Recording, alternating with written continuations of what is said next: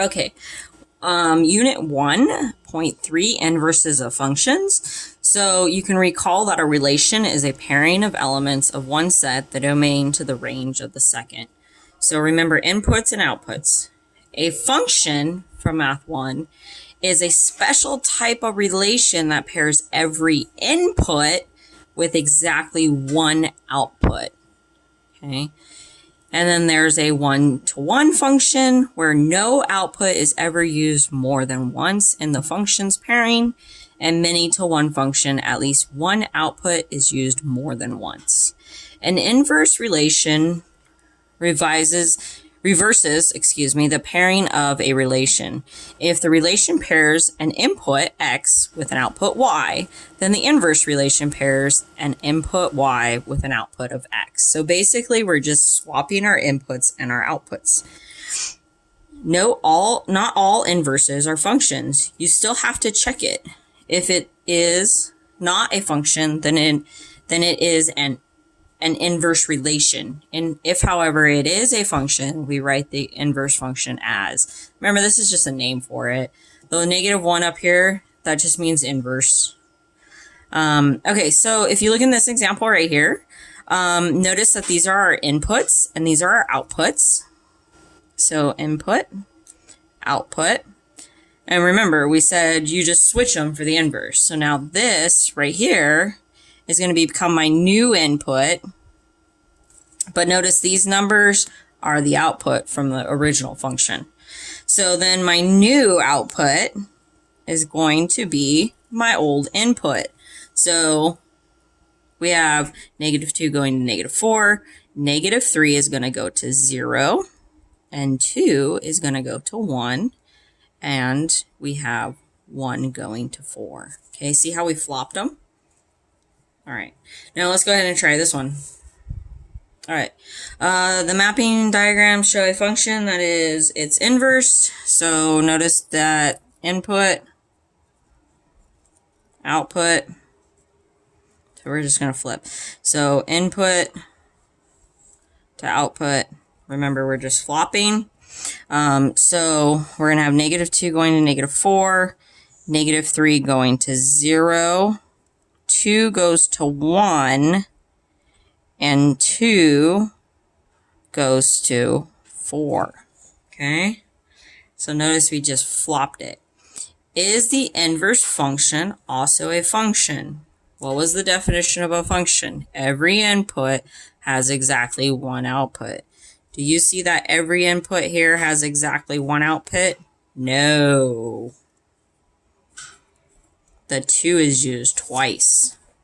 So we say the inverse is not a function because the input 2 has 2 different outputs, which are 1 and 4. Okay, so it is not a function. All right, so now we're going to look at it another way. So what do we do graphically? So the graph of the original function in step A is shown. Note that, so these dots are the graph. Note that the graph shows the dashed line y equals x. So this is just the y equals x graph. Write the inverse of the function as a set of ordered pairs and graph them. So basically, remember, we're just taking all our inputs and we're making them outputs. So here we go. So this, we're going to write it as -2, -4. This one's going to be -3, 0. This one's going to be 2 and 1. This is going to be 1 and 4. See how I just flipped everything? And now we're going to graph it. Hopefully you can see the green. -2. Here, I'll try it in red so it comes out better. So this one, -2. And then I go down 4. And I plot my point. Over here, I'm starting at -3. And I'm going nowhere. And over here, I'm starting at 2, and I'm going up 1. Here, I'm starting at 1, and I'm going up 4. Okay. So it asks us, what do you observe? So the graphs, sorry.